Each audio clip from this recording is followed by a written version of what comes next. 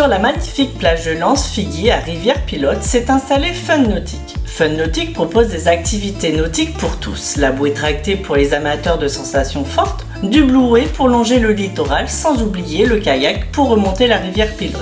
Fun Nautique, infoline 06 96 32 05 00. Martinique Actualité.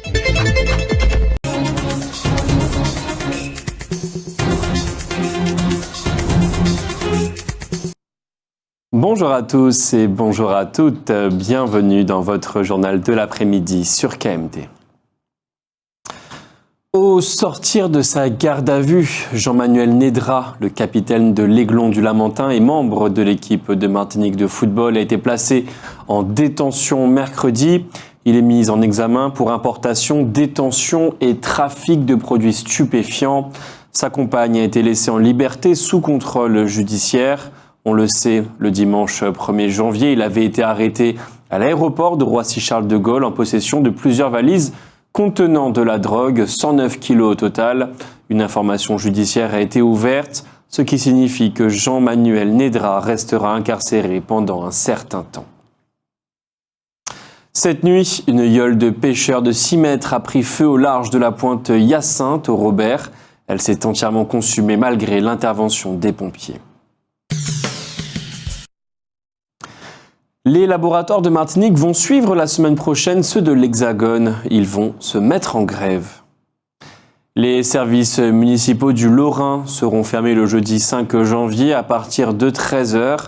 Ils vont réouvrir le lendemain, le vendredi 6 aux heures habituelles. Comme il fallait s'y attendre, les juges d'instruction du tribunal judiciaire de Paris ont prononcé un non-lieu dans l'affaire du chlordécone. Les avocats qui accompagnent les plaignants ont décidé de faire appel de cette décision. Ils demandent également au peuple de se mobiliser. Rappelons que l'information judiciaire concernant cette affaire a été ouverte en 2008. Rappelons également que depuis le 22 décembre 2021, le cancer de la prostate est reconnu comme maladie professionnelle pour les ouvriers agricoles qui peuvent donc être indemnisés. Le procès d'un homme de 49 ans se poursuit à la cour d'assises. C'est un procès à huis clos. Les 4 jeunes filles qu'il a violées lorsqu'elles avaient une dizaine d'années sont venues témoigner de leur calvaire. Un calvaire qui, selon elles, continue d'impacter leur vie aujourd'hui où elles sont adultes. L'homme est accusé d'avoir violé sa fille et 3 de ses belles-filles. Il est entendu aujourd'hui, vendredi. Il nie tout en bloc. Sa femme est également entendue aujourd'hui, elle qui est accusée de ne pas l'avoir dénoncé. Le vote pour l'adoption d'un drapeau et d'un hymne pour la Martinique a recommencé après que les failles du système de sécurité aient été décelées et neutralisées. Les votes déjà légalement émis seront comptabilisés. Il est possible de voter jusqu'à demain, 7 janvier, 19h. Le second tour va commencer dimanche, le 8 janvier, à 9h et va durer jusqu'au vendredi 13 janvier à 19h. Des travaux d'atterrage de câbles terrestres ont lieu entre la plage de Madiana et la station terminale qui se trouve sur l'ancienne route de Schellcher jusqu'au 26 janvier de 8h à 16h. La circulation est donc perturbée à cet endroit. C'est ce soir, vendredi, que se termine la fête de Saint-Joseph. Ce sera autour d'un grand marché nocturne. Une animation musicale sera assurée par le trio Ambiance 3D. La soirée va se terminer par la remise des prix du concours des maisons illuminées.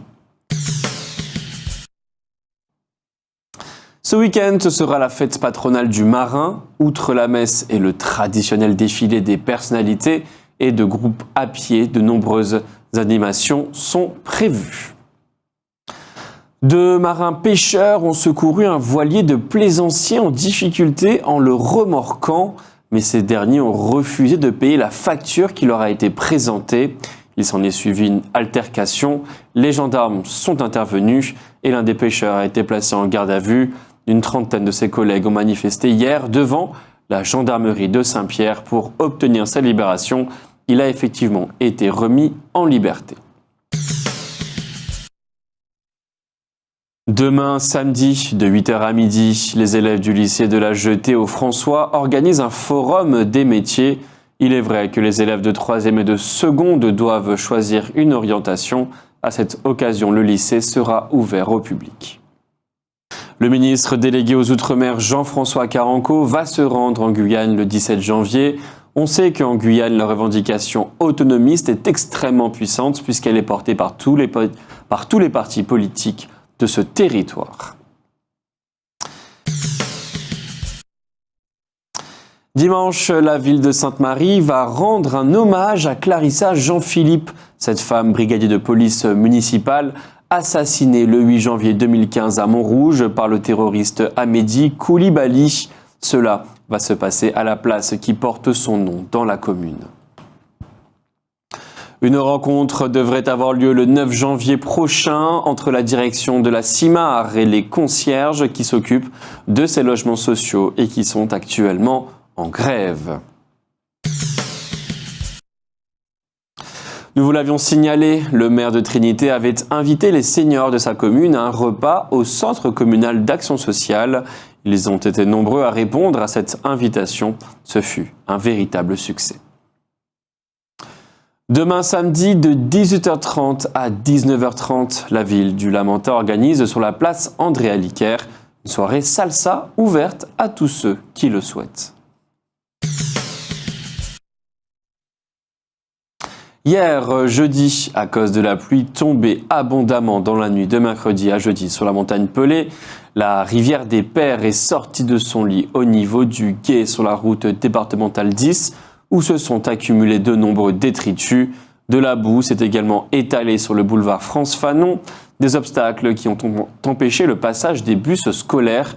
Les élèves ont donc dû rester chez eux. Ce n'est pas la première fois qu'un tel phénomène se produit.